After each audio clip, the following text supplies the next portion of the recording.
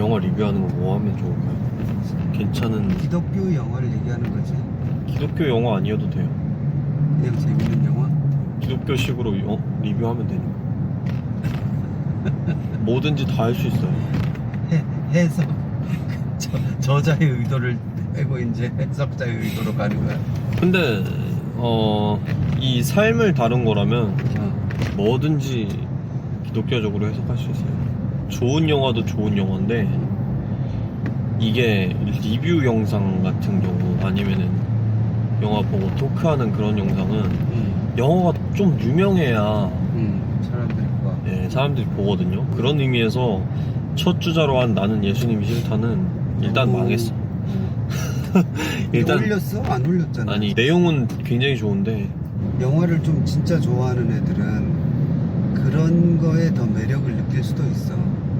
잘 모르는 영화, 너무 아는 영화는 대중적이진 않지만 근데 된 영화들은 너무 오래된 조금 그래가지고 사실 할 만한 건 많이 있거든. 미랑 얘기도 괜찮고. 미량이 뭐지? 미량 아, 미량. 얘기도 미량 괜찮고 좋은 영화. 그리고 컨택트 같은 거 얘기해도 괜찮고. 매트릭스도 해야지. 매트릭스 같은 거는 근데 너무 많이 이렇게 회자가 소비된 그런 것들이다. 신학교에서 숙제도 내줘. 매트릭스가 매트릭스가 무슨 신앙 공동체와의 연관성에 관해서. 무슨 신앙 공동체. 그거야말로 저자의 의도를 많이 벗어난 거 아니에요? 아니지, 굉장히 그거는 합담하죠. 어떤 면에서는 어떤 신앙 공동체가 요한 공동체. 그 요한복음적이잖아 되게. 요한 공동체. 원은 원만. 원이 걸작이지. 근데 2, 3도 재밌더라고. 2, 3를 이렇게 작년에 1, 2, 3를 몰아서 다시 봤는데 2, 3가 수작이더라고요 완전. 세 개가 다 하여튼 불만해. 그러니까 이해를 못했던 거죠. 어렸을 때 영화관에서 봤을 때.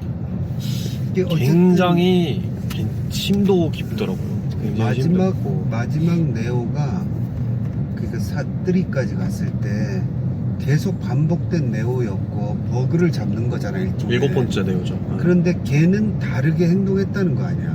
걔는 사랑을 느꼈죠. 그러니까. 인류보다. 그런데 원상으로 돌아온 건 똑같은 거 아니야. 네. 뭔가 다른 게 있었어. 그래서 포 나와요. 포 찍고 있어요 지금. 잘 만들었으면 좋겠는데 그냥 솔직히 안 만들어도 괜찮긴 한데.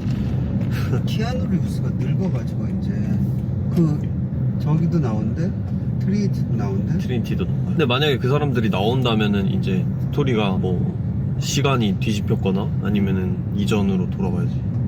그러게. 모피어스는 안 한다 그랬어요. 모피어스랑 그리고 그 뭐야 스미스 요원도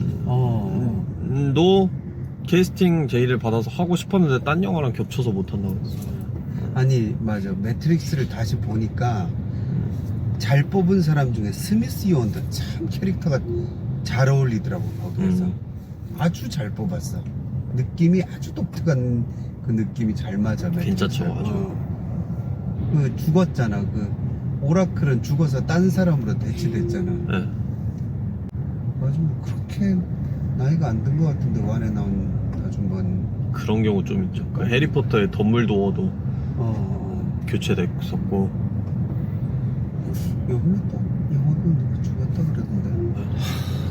그게 그러니까 인생을 살다 보면 어릴 때는 죽음이라는 거하고 그렇게 연관된 일이 많지 않다가 이제 나이가 들어가면 멀리서 조금씩 알던 사람, 조금 알던, 약간 알던 사람들이 이제 죽는 소식이 들려오거든. 그러다가 어느 순간에 나랑 매우 밀접한 사람들의 죽음 소식이 들려오지. 그리고 그 죽음을 내가 치러야 돼. 이제 그러다 보면 그건 점점 내 차례가 다가온다는 사인이겠지. 누가 죽었다는 소식을 들을 때 이제는 아는 사람들이 많이 가셨지. 죽음 전에 먼저 결혼이 먼저 시작되는 것 같아요. 그거는 먼저 주변에 점점 이제 가는. 아빠는 왜 그걸 절감을 못하냐면 내가 우리 동기들 중에 아마 제일 먼저 결혼했을 거예요. 아, 제일 먼저는 아니고 두 번째로 결혼했어. 나보다 1년 먼저 결혼한 애가 있는데 우리 동기 중에 군목이었어. 공군 군목이었는데 군목 임관해가지고 하여튼 몇 년 안 있다가 결혼했는데 죽었어. 뭘로 죽었냐면 저기 과로사로 죽었어. 아유. 부대에 막 교회 짓고 막 하는 일로 겹쳐서. 근데 우리 동기들이 다 갔어. 그 장례식에. 걔도 다행스러운 거는 사모님이 어쨌든 남편이 군인이잖아. 거의 장교로 순직한 거거든. 그러니까 어쨌든 우리가 그때 다 뭐 천국 갔으니까 아쉽지만 슬퍼했지만 그래도 기왕 갈 거면 많은 걸 어쨌든 남겨주고 갔지. 그 순직했으니까 연금이랑 뭐 이렇게 받지. 사모님 애도 있었어. 그 친구가 제일 먼저 결혼했고 그 다음 해에 내가 결혼했고 그리고는 그 다음 해인가에 이 친구가 갔지. 그러니까 우리 동기들이 그 다음 나보고 네가 같이 하라고 막 그랬지. 결혼 두 번째로 한 애가 가는 것도 두 번째로 간다고. 현대의 죽음에 대해서 분석을 한 거 보면은 죽음이란 것 자체를 일상에서 최대한 격리시키려고 한다고 해서 사실 요즘 사람들만큼 죽음이라는 거를 멀게 느끼는 사람들이 없다고 하더라고요. 일단은 수명도 길고 그리고 시체를 볼 일이 그렇게 많지 않아서 뭐 옛날 같은 경우에는 마을에 누가 쓰러져 죽었다 하면은 뭐 사람들이 다 보는 거 아니에요 그거를. 그리고 장례 같은 것도 마을에서 다 같이 이렇게 치르고 이런 시대가 있었는데 지금은 되게 사적 영역 그런 비즈니스 같은 것들이 다 해주는 장례 업체랑 병원이랑 이런 것들이. 한국 같은 경우는 거의 다 병원에서 가시지. 그러니까 병원에서 가기 때문에 전문가들이 다 처리하기 때문에 임종 때 시신을 한번 보고 염할 때랑 그때 보고는 그다음 뭐 조문하는 사람들이 시신을 볼 일이 잘 없지. 염할 때 이제 보긴 보지. 입관하면 그 다음에는. 근데 미국은 뷰잉을 하더라고. 보죠. 뷰잉을 하는데 한국에서 내가 장례식을 많이 집례를 했지. 근데 여기 와서는 내가 장례식을 집례한 적이 기억이 안 나네. 장례식은 집례한 적이 없고 참가만 했지. 결혼식은 여기서 몇 번 주례를 했는데 근데 가서 뷰잉하는 걸 보니까 의미가 좀 있는 것 같아. 뷰잉하는 것도 누워 계시는데 이렇게 가서 잘 아는 분이니까 어쨌든 돌아가신 후에도 얼굴 한번 보고 싶더라고. 근데 볼 수 있으니까 좋더라고. 그 생명이라는 게 참 신기하지. 그거를 창세기에서 코에다가 새끼를 불어넣었다고 표현한 게 나는 가장 극상의 표현인 것 같아.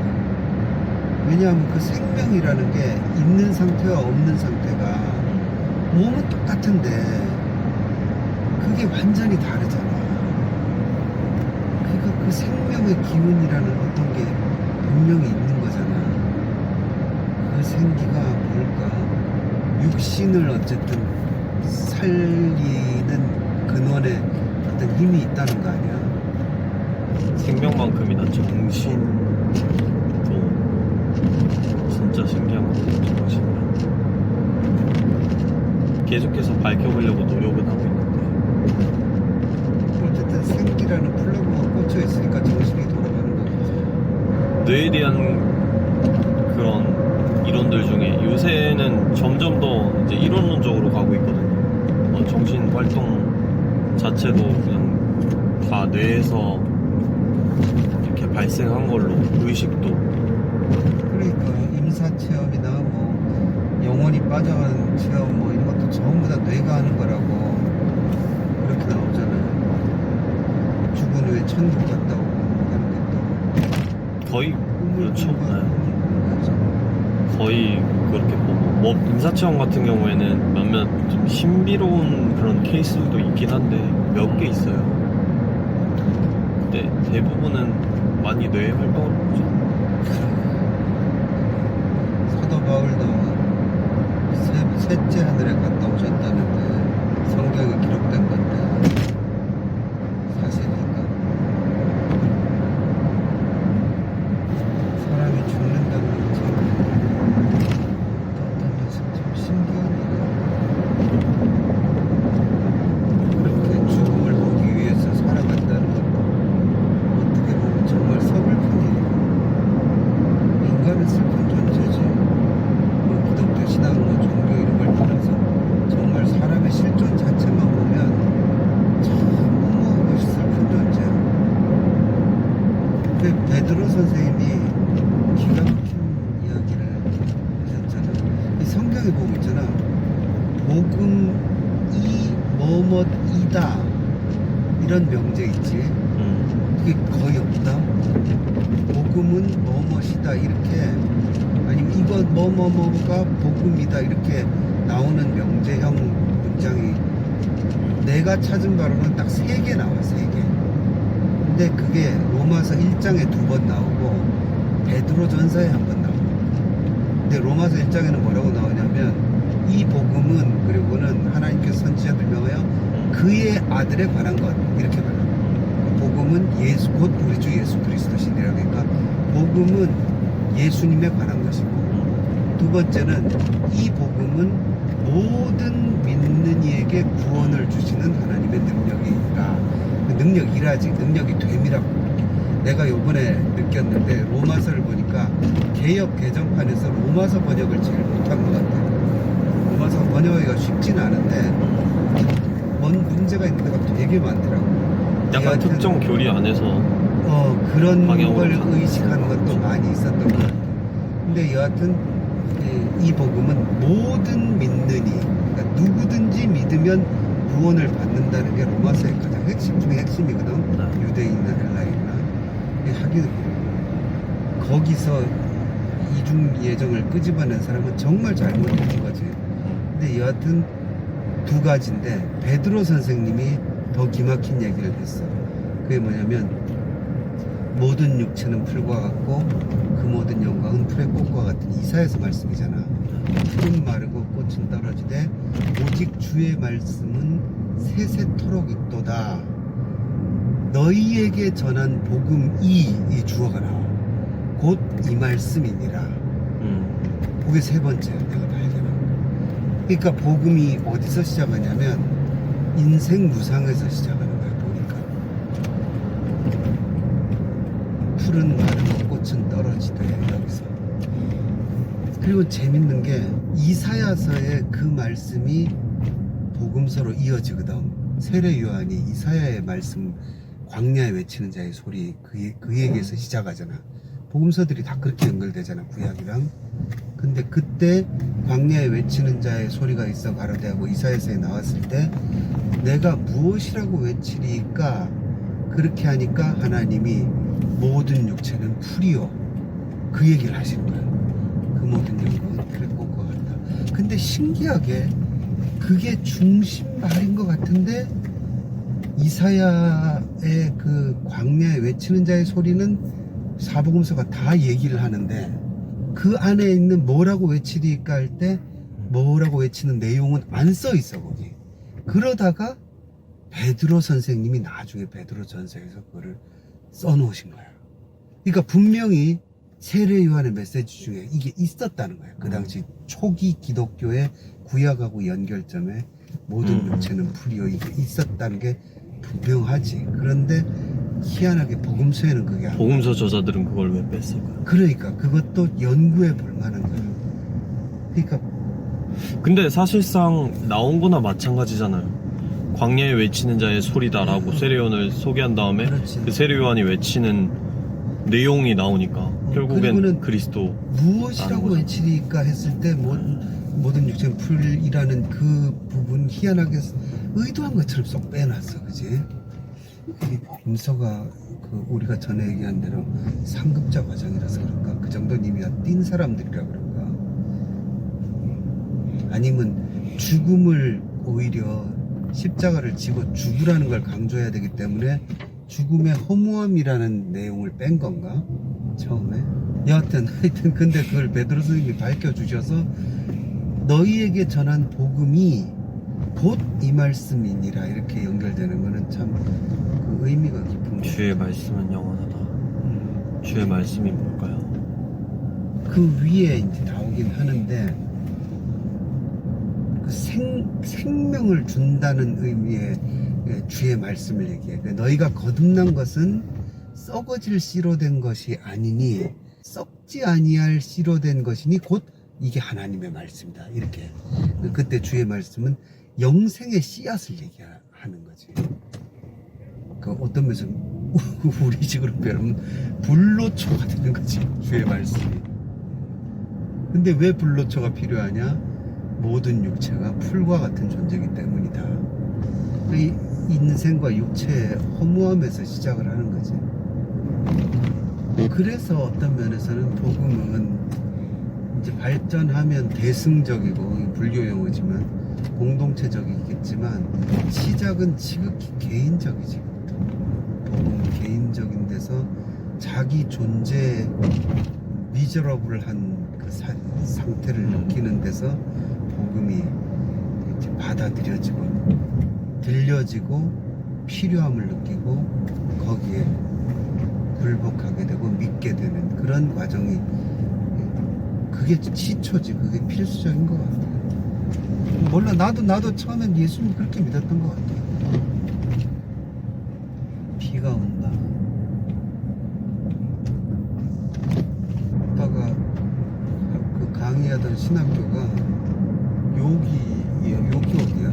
여기 어딜 걸 저쪽. 그거 아직도 있어요. 어? 아직도 있어요. 있냐고?